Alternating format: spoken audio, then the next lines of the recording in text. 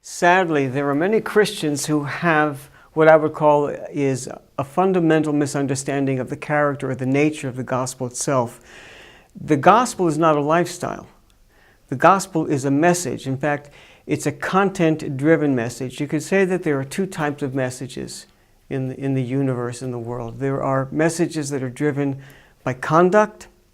There are messages that are driven by content. I'll give you an example of a conduct-driven message. Children understand that they're loved by the conduct of their parents long before they understand words or concepts. They just understand by the way that the parents relate to them. That's a conduct-driven message. And let me give you an example of a content-driven message.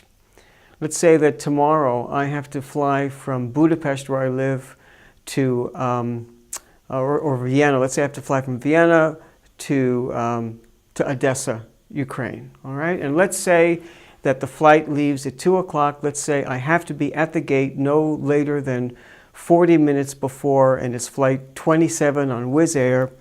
And let's say, just for the sake of drama, that my life depends on getting on that particular flight.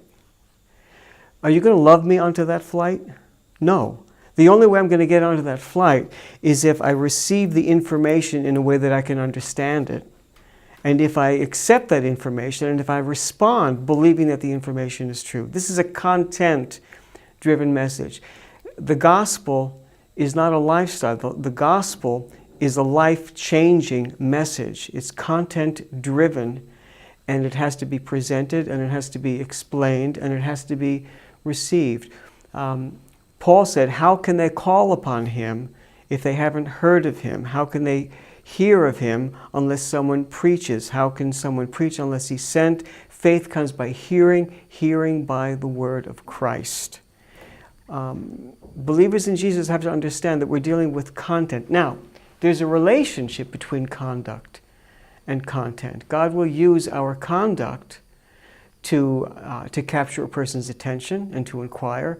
God will more often use our conduct to confirm that the information that we share is true. But you can't confuse conduct with the content. And we come to faith by appropriating in faith the content.